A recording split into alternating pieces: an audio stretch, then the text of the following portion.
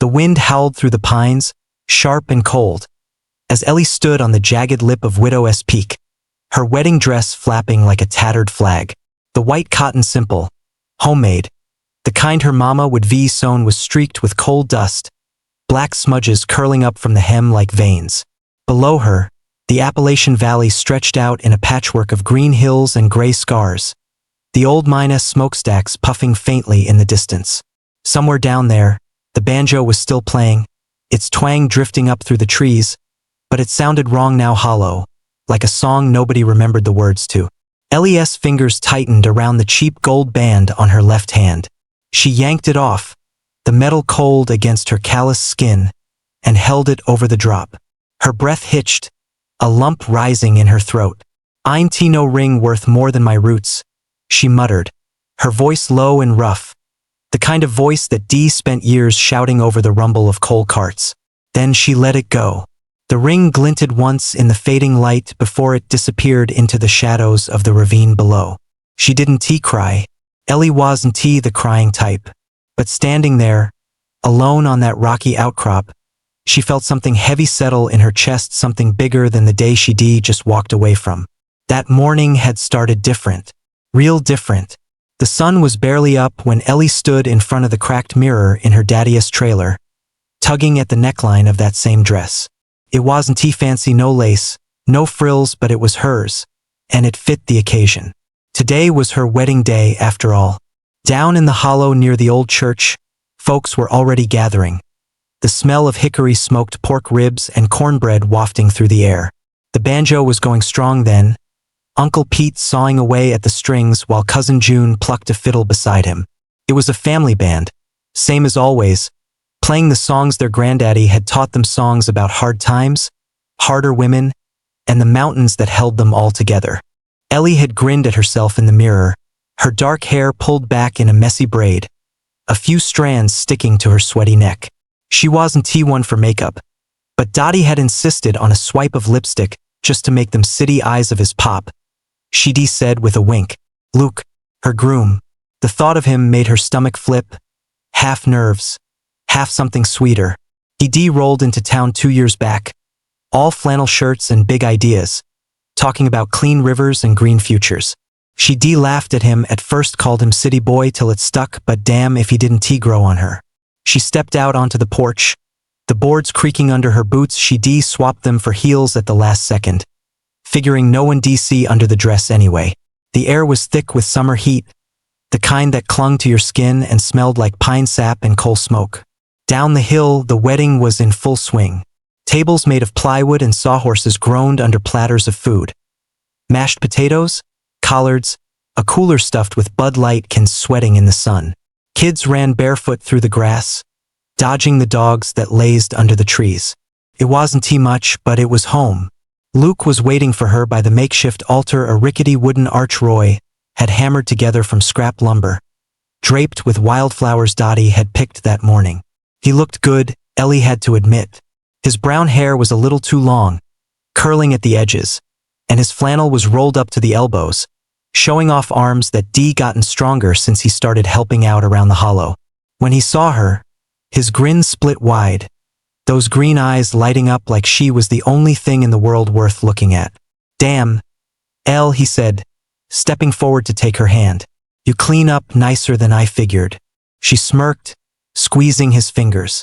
"Better have room for my banjo in that dream cabin of yours, city boy." "Oh, it's got a whole porch just for you," he shot back, his voice warm. "Maybe even a creek to dip your toes in." Ellie laughed, the sound rough but real. She could picture it, her and Luke, a little place tucked in the hills, away from the dust and the grind of the mine. She'd been down in the shafts since she was 19, following Roy's footsteps, her hands as black as his by the end of every shift. It was hard living, sure, but it was theirs. Luke didn't get that part. Not really. He was always going on about fixing things, like the mountains needed saving instead of just being left alone. Still, she loved him for trying. The preacher, an old-timer named Amos with a beard down to his chest, cleared his throat, ready to get things rolling.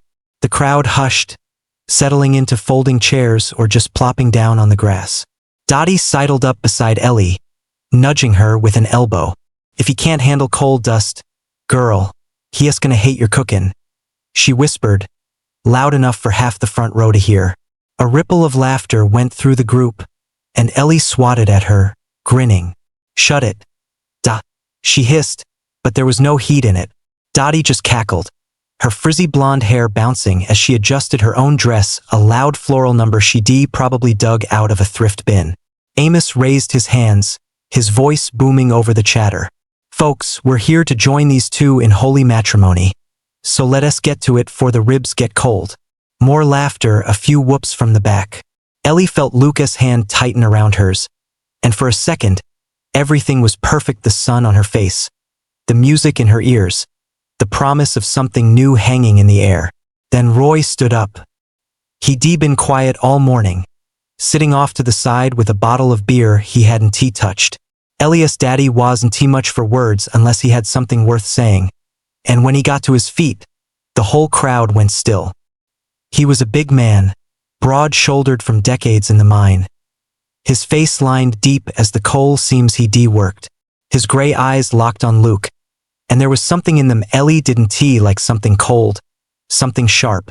Reckon I oughta say a few words, Roy started, his voice gravelly, carrying over the field like a storm rolling in.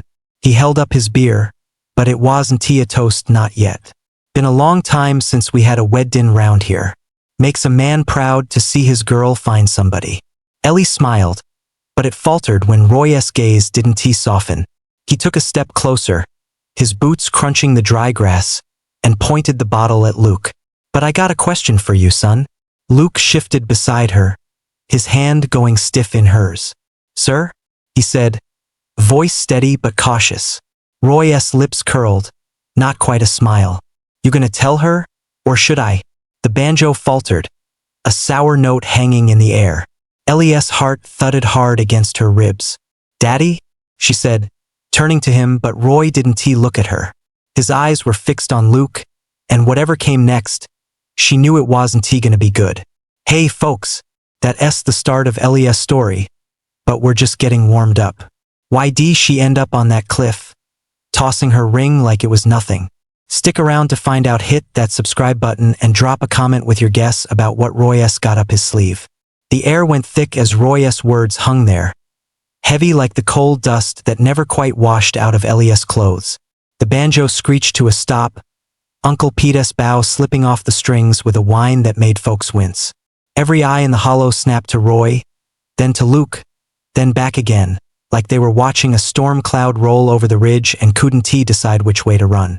Ellie felt Luca's hand go slack in hers, his fingers slipping loose, and that alone sent a chill up her spine, colder than the wind off Widow's Peak. Tell me what? She said, her voice cutting through the silence, sharp enough to slice through the murmurs starting up in the crowd. She turned to Luke, searching his face, those green eyes she'd fallen for, now darting away from hers like a spooked deer. Luke? Roy didn't give him a chance to answer. He took another step forward, boots grinding into the dirt, and jabbed the neck of his beer bottle toward Luke like it was a loaded shotgun. This fella's been sneaking around behind your back. Ellie, he growled, his voice low and rough as a coal cart on a bad track. Trying to shut down our damn lifeblood while he's smiling at you like some lovesick fool. A gasp rippled through the crowd, followed by a buzz of whispers. Ellie's stomach dropped, like she'd just stepped off a ledge and hadn't hit bottom yet. She whipped her head back to Luke, her braids swinging hard against her shoulder. That true, Luke? She demanded, her words coming out tight, almost a hiss. You been lying to my face this whole time? Luke swallowed hard, his Adam's apple bobbing like he was choking on something. He squared his shoulders, finally meeting her gaze, but there was a flicker of guilt in his eyes that made her want to slap it right off him. Listen, he started, his voice softer than it had any right to be. Yeah, it's true. I've been working with some folks trying to get the mine shut down. But it's 'cause I love you. That place, it's killing you, killing all of y'all, and I... Bullshit. Roy roared, cutting him off. The beer bottle hit the ground with a dull thud, foam spilling into the grass. Ain't your place to save us, boy. You don't get to waltz in here from your fancy city life and decide what's good for my girl. For my people. Ellie's head spun. She yanked her hand away from Lucas, stepping back so fast her boots kicked up a puff of dust. You love me? She spat, her voice shaking now. Not with tears, but with something hotter, angrier. You been playing me like some damn fiddle and you call that love?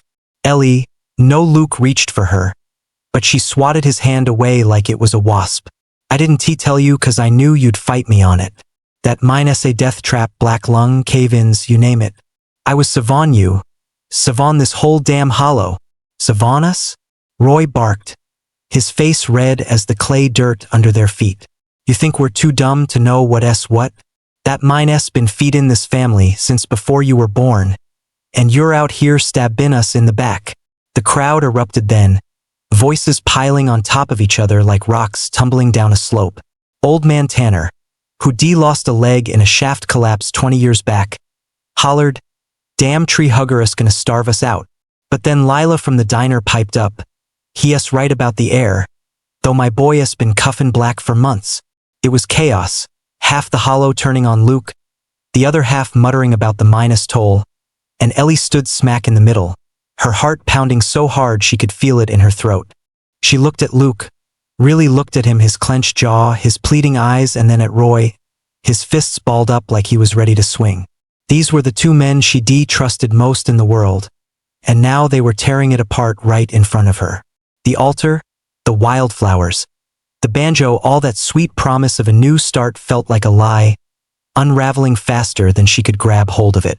Daddy, stop, she said, her voice cracking as she stepped between them. Just stop it, both of you. She turned to Luke, her eyes blazing. You should have told me. Day one, you should have told me what you were up to. I ain't some kid needs protectin'. I've been down that mine since I was 19. Bustin' my ass same as him. She jerked her head toward Roy. You don't get to decide what I can handle. Luke's face fell, his shoulders slumping. I swear I thought. Thought what? She snapped. That I'd just nod and smile while you tore down everything I am? That's my life you're messin' with, Luke, mine and his and every damn soul here. Roy snorted, crossing his arms. Boy's got no spine. Shoulda known he'd pull something like this. Enough, Ellie shouted, loud enough to make a few folks flinch. She raked her hands through her hair, tugging at the braid till it hurt. The crowd went quiet again, watching her like she was a fuse about to blow. And maybe she was. She could feel it building, anger, hurt, betrayal, all of it swirling together like a storm she couldn't outrun. Dottie pushed through the throng, her floral dress catching on a chair as she hurried to Ellie's side.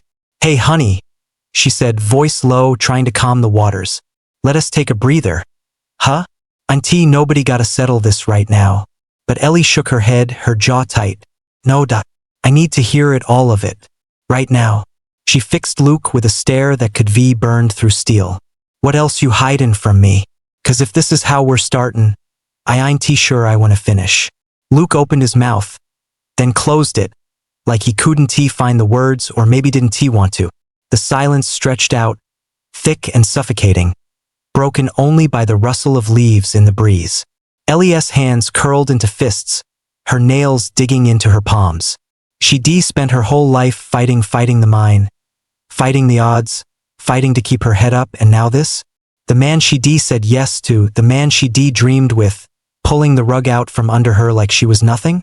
She turned on her heel, the hem of her dress dragging through the dirt as she stormed off toward the tree line. The crowd parted for her, nobody daring to say a word. Luke called after her, Ellie, wait, but she didn't stop, didn't look back. Her boots crunched over twigs and gravel, the sound drowning out the whispers behind her. When she reached the edge of the field, she stopped under a gnarled oak, its branches sagging low like they were tired of holding up the sky. The rain had started, just a drizzle, tapping soft against the leaves. She leaned against the trunk, her breath coming fast, her mind racing. Luke's face flashed in her head, those eyes, that stupid grin, and then Roy's, hard and unyielding. She didn't know who she was madder at, or if she was just mad at herself for not seeing it sooner. The banjo didn't start up again. The wedding was done, scattered like ashes on the wind, and Ellie couldn't shake the feeling that something bigger was breaking to something she might not be able to put back together. The rain didn't let up. It came down harder now, drumming against the tin roof of Dottia's pickup as she hauled Ellie away from the wreckage of the wedding. The hollow faded behind them, swallowed by the mist curling off the hills, but Ellie could still feel it, those eyes on her back. The sting of Roy's words, the echo of Luke's excuses. She slouched in the passenger seat, her wedding dress damp and clinging to her thighs, staring out at the blur of pines whipping past. Her hands fidgeted in her lap, picking at a loose thread till it snapped. "You okay, hon?" Dottie asked, glancing over with a frown. Her frizzy hair was plastered to her forehead, but she still managed a half smile, the kind that said she'd seen worse nights than this. Ellie snorted, a rough sound that wasn't quite a laugh. "Do I look okay, Dot?" She dragged a hand across her face, smearing the last of that damn lipstick. "Whole damn day has gone to hell, and I ain't even had a beer yet." Dottie chuckled, reaching behind the seat to fish out a couple of cans from a cooler. "Well, we can fix that part. Here." She tossed one to Ellie, who caught it midair and popped the tab with a hiss. The first sip was cold, bitter, and exactly what she needed to steady her shaking hands. They ended up at the Rusty Spoon, the only diner in town that didn't care if you tracked mud or coal dust across the floor. It was a squat little place, all chipped formica tables and flickering fluorescent lights, smelling like grease and burnt coffee. A handful of regulars hunched over their plates, heads down, but Ellie felt their glances anyway, sharp little darts of curiosity. Word traveled fast in a place like this, and a busted wedding was prime gossip. Dottie slid into a booth by the window, patting the cracked vinyl seat beside her. "Simon, Elle, sit your ass down for you pace a hole in the floor." Ellie slumped in, cracking her knuckles against the table. "I just don't get it, duh," she muttered, staring at the beads of water streaking down the glass. "He has been planning this Lord knows how long and didn't he say a damn word. What else is he hidin'?" Dottie took a swig of her beer, wiping her mouth with the back of her hand. "Shoot, Elle, I'd marry you myself if it kept the mind goin'. Least I'd tell ya up front when I'm about to screw ya over." She grinned, but it faded when Ellie didn't smile back. "Look, he is an idiot, but he ain't wrong about the mind bein' rough. You seen what it's done to Roy's lungs." Ellie's jaw tightened. "That's my fight, Dot. Mine and Daddy's. Luke don't get to swoop in and play hero like we're some charity case." She took another pull from the can, the aluminum creasing under her grip. Before Dottie could answer, the bell over the door jangled, and in walked Jimmy Tate, one of the haul truck drivers from the mine. His coveralls were streaked with black, his face drawn tight like he'd just pulled a double shift. He spotted Ellie and hesitated, then shuffled over, hat in hand. "Hey, Elle," he said, voice low. "Heard about, well, everything. You holdin' up?" "Been better," she replied, nodding him toward the empty seat across from her. "What got you lookin' like the devil's chasin' ya?" Jimmy sat, rubbing a hand over his stubbled chin. "It's more than just talk now," he said, leaning in close. "Luke ain't just stirrin' the pot, he has gone and filed a damn lawsuit with the state. Something about violations, pollution, all that mess. Word is, if it sticks, half the crew's out of a job by Christmas. Roy included." Ellie froze, the beer halfway to her mouth. "A lawsuit?" she repeated, her voice dropping to a dangerous whisper. "He has taken it that far?" Jimmy nodded, grim. "Heard it from Tommy down at the office. Luke's got papers, lawyers, the works. Ain't just the mine he's after, it's us." The can hit the table with a clang, sloshing beer over the edge. Ellie's hands balled into fists, her nails digging into her palms till they left red crescents. A lawsuit, not just whispers or protests. Luke was swinging for the jugular, ready to choke out the only life she'd ever known. And Roy, her daddy, coughing up black every night, still dragging himself to the shafts caught in the crossfire. Dottie whistled low. "Jesus H. Christ.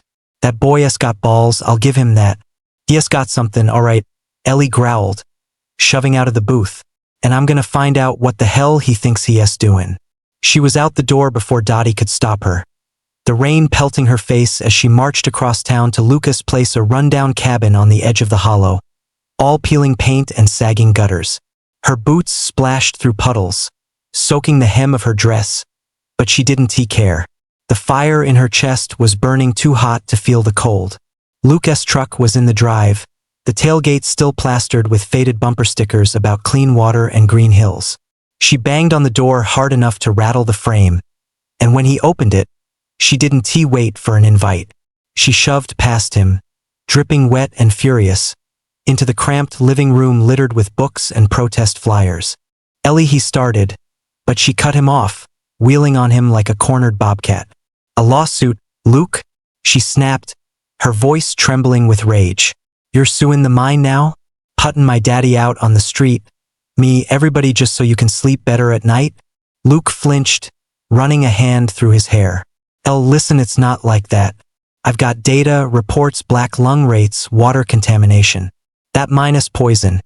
And I can't sit by and watch it kill you. Kill me? She shot back, stepping closer till she was right in his face. I've seen folks die down there, Luke, friends, kin. I've buried 'em with my own hands. It's my danger. My choice, not yours to fix with some damn lawyer. He didn't back down, his eyes flashing with that stubborn spark she used to love. And what about Roy? He cuffing himself to death, and you're okay with that? I'm not stopping, Ellie, not even for you. This is bigger than us. That did it. The air went electric, crackling between them. Ellie's hand shot out, slamming against the table beside her, knocking over a stack of papers. You don't love me, she yelled, her voice breaking raw. You love controlling me, fixing me like I'm some broke-down truck you can patch up and drive off. Luke's mouth opened, but nothing came out. He just stood there, rain dripping from the roof onto the floorboards, staring at her like she'd ripped his heart out and stomped on it. Maybe she had, but she couldn't stay not with him, not with that look, not with the weight of the hollow pressing down on her. She turned and bolted, the screen door banging shut behind her. The rain swallowed her up as she ran, her boots slipping in the mud, her breath hitching in sobs she wouldn't let out. She climbed into her old Chevy, the engine coughing to life, and peeled out, the headlights cutting through the fog. She didn't know where she was going, just away. The hills loomed around her, dark and silent, their shadows blurring through the windshield. Lucas' words clawed at her. Roy's too, and Jimmy's news sat like a stone in her gut. The mine was her life, her family's life, but now it felt like a noose tightening around her neck, and Luke was the one pulling the rope. Hey, why all? Ellie's world just got flipped upside down again, Lucas not backing off, and the hollow hanging by a thread. Will she fight for the mine or walk away from it all? Don't miss what's next. Subscribe now and drop a comment with what you'd do in her shoes. The rain had stopped by the time Ellie pulled up to the trailer, but the air still hung heavy, thick with the smell of wet earth and pine. Her Chevy rattled to a halt, the headlights slicing across the sagging porch where Roy sat, a lone figure in the dark. He was hunched in his old rocking chair, a quilt draped over his shoulders, the ember of a cigarette glowing red between his fingers. Ellie killed the engine and sat there a minute, watching him through the windshield, her hands gripping the wheel like it was the only thing keeping her steady. She'd driven half the night, tearing through the hollow with no direction, just needing the roar of the truck to drown out the noise in her head. Lucas' voice, I'm not stopping.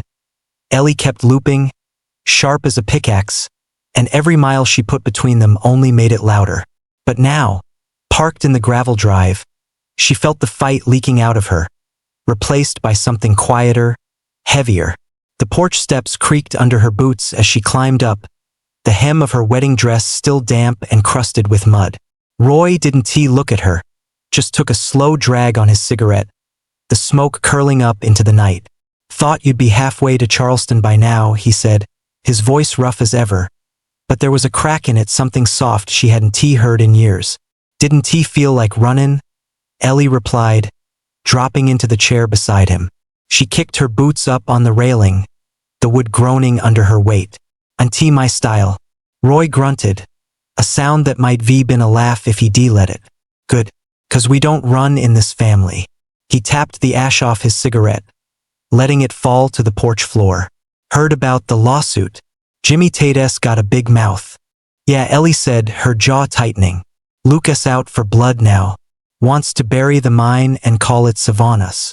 Roy was quiet for a long stretch, rocking slow in his chair. The crickets chirped in the dark, a steady hum that filled the space between them.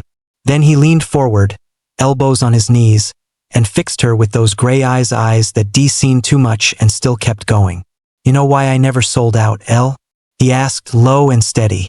Back in '98, big coal company came sniffing around, offered me enough to retire, move us out of this damn hollow. I told them to shove it. Ellie frowned, sitting up straighter. Why? You always said we were one bad shift from losing it all. 'Cause it ain't just a job, he said, his voice hardening. It's ours to keep, ours to fight for. They'd turned it into some machine, sucked it dry, and left us with nothing. I raised you to stand tall, girl. We don't run and we don't bend. The words hit her like a fist to the chest, knocking loose something she buried deep. All those years watching Roy limp home, coughing black into his hanky, she thought it was stubbornness, pride too thick to let go. But it wasn't he. It was a promise, a line in the dirt he'd drawn for her, for their people. And now Luke was trying to erase it. She swallowed hard, staring out at the hills, their shadows looming like giants in the moonlight. He thinks he's right, Daddy, she said, almost a whisper. Thinks he's doing it for me. Roy snorted, crushing the cigarette under his heel. Boy, don't know you at all, then. 2 days later, the hollow buzzed with tension thicker than the summer heat.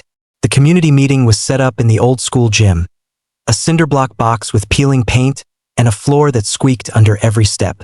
Folks packed in tight miners in their faded Carhartts, wives clutching kids, even the preacher perched on a folding chair near the front. Word had spread about Luke's lawsuit, and now the state was sending some suit to hear both sides. It wasn't just about the mine anymore, it was about survival. Ellie stood near the back, arms crossed, her work boots scuffed and her hair pulled back tight. She hadn't slept much, the bags under her eyes dark as the coal she dug, but she wasn't here to look pretty. Roy was up front, his cough rattling loud enough to turn heads, and Luke damn him was across the room, flanked by a couple of clean-cut types in button-downs, holding clipboards like shields. The suit from Charleston droned on about regulations and timelines, but Ellie barely heard him. Her eyes were locked on Luke, watching the way he shifted, nervous but stubborn, like he still thought he could win this. When the floor opened for comments, Roy went first, his voice booming despite the rasp. That mine's fed this hollow for 3 generations, he said, pointing a gnarled finger at Luke. You take it, you take us. A murmur of agreement rippled through the crowd, heads nodding. Then Luke stood, clearing his throat. I've got numbers, he said, holding up a stack of papers. 50 deaths in 10 years, cave-ins, lung disease. The water's poison, the air's worse. I'm not the enemy here, I'm trying to save lives. The room split, voices rising, some cheering, some cursing. Ellie felt the heat creeping up her neck, her pulse hammering. She couldn't take it anymore. She pushed off the wall, stepping into the aisle, her boots thudding loud enough to hush the chatter. Every head turned, and she didn't flinch. You want to fix us, Luke? She said, her voice ringing clear, sharp as a blade. Then look us in the eye and tell us we're nothing without you. Tell my daddy he's a fool for breaking his back. Tell me I don't know what I'm fighting for. The gym went dead silent, the air crackling. Luke's face paled, his papers trembling in his hands. Ellie, he started, but she didn't let him finish. No, she cut in, stepping closer, her eyes blazing. You don't get to talk your way out of this. That mine's my blood, my bones, it's who I am. You want to save me? Save yourself first. A roar went up, claps, stomps, a few hollers from the miners in the back. Roy's mouth twitched, the closest he'd come to a smile all night. Luke just stood there, frozen, the fight draining out of him. He opened his mouth, then closed it and finally whispered, I thought I was helping you. Ellie shook her head, her voice steady but raw. You helped yourself. She turned and walked out, the gym erupting behind her, some cheering, some arguing, but she didn't care. The night air hit her like a slap as she pushed through the doors, her breath fogging in the chill. She kept going, past the parking lot, past the flickering streetlights, into the woods where the trees closed in tight. The ground crunched under her boots, pine needles and twigs snapping as she climbed higher, away from the noise, away from Luke, away from everything. She didn't stop till she hit a clearing, the valley sprawling out below her, dark and quiet under a sky full of stars. She stood there, chest heaving, the weight of Roy's words "we don't run" settling deep in her gut. She D1 hadn't she? She D-faced him down, stood her ground, kept the hollow heart beating. But as the wind whistled through the pines, cold and lonely, she felt the ache creep in an emptiness she couldn't name. A piece of her left behind in that gym, maybe even back at that altar. Ellie's boots sank into the damp earth as she climbed, the forest closing in around her like a shroud. The trees stood tall and silent, their branches clawing at the night sky, and the only sound was her own breathing, ragged, heavy, echoing the fight she just walked away from. She didn't stop till she reached Widow's Peak, that jagged slab of rock jutting out over the valley like a dare. The wind hit her hard up there, whipping the hem of her wedding dress still clinging to her like a ghost against her legs. Below, the Appalachian hills rolled out in waves of shadow and silver, the mine's faint lights twinkling like stars fallen to earth. She stepped to the edge, her toes curling over the drop, and pulled the ring off her finger. It sat heavy in her palm, a cheap band of gold that felt so big when Luke slipped it on her hand just hours ago. Now it was nothing, just a trinket, a promise that didn't hold. The banjo's twang drifted up from somewhere far off, faint and mournful, a thread of the life she left behind in that gym. She closed her eyes, letting the sound wash over her, and saw it all: Roy's hard-set jaw, Luke's broken stare, the hollow's heartbeat pulsing through every clap and holler. "Ain't no ring worth more than my roots," she said, her voice steady now, carved from the same stone she stood on. She cocked her arm back and threw it, the gold flashing once before it vanished into the black of the ravine. She didn't hear it land, didn't need to. It was gone, and so was he. Ellie stood there a long time, the wind tugging at her braid, her hands shoved deep in the pockets of her daddy's old jacket she grabbed from the truck. The valley stared back at her, quiet and vast, holding secrets older than the coal seams that ran beneath it. She thought of Roy, rocking on that porch, telling her they didn't run. She thought of the mine, its dark tunnels, its dust in her lungs, the way it shaped her into something tough and unyielding. And she thought of Luke, his green eyes and big dreams, how he almost pulled her away from it all. Almost. The fight in the gym had settled it. She faced him down, laid her truth bare for the whole hollow to see, and they rallied behind her miners, kin, folks who known her since she was knee-high. Luke had left after that, she figured, slunk off with his papers and his lawyers, tail between his legs. She hadn't stuck around to watch. But the victory didn't feel like she thought it would. It was hollow, too sharp-edged and cold, like the wind cutting through her now. She sank down onto the rock, pulling her knees up to her chest, and let the memories flood in. Her first day in the mine, 19 and scared spitless, Roy's hand on her shoulder as he showed her how to swing a pick. The funerals, too many to count, black draped caskets and hymns sung hoarse. The nights she sat with Luke on his porch, dreaming of that cabin by the creek, banjo on her lap and his arm around her. She loved him. She knew that now, loved him fierce and reckless, the way you love something you can't keep. But love didn't change who she was, and it sure as hell didn't change the hollow. The stars wheeled overhead, bright against the dark, and Ellie felt the weight of it all: the pride, the pain, the roots that ran deeper than any ring could reach. She wasn't leaving. She'd stay, work the mine with Roy, fight for every shift, every breath, till the day it took her under. It wasn't a pretty life, but it was hers, carved out of the dirt and the dust, and no one, not Luke, not the state, not the world, could take that from her. The banjo faded out, swallowed by the wind, and Ellie stood, brushing the grit off her hands. She took one last look at the valley, her valley, and started back down the trail, boots crunching steady against the earth. A week later, the hollow was quieter, but the fight wasn't over. Luke was gone. Dottie said she'd seen his truck peel out of town the night of the meeting, headed east with a cloud of dust behind it.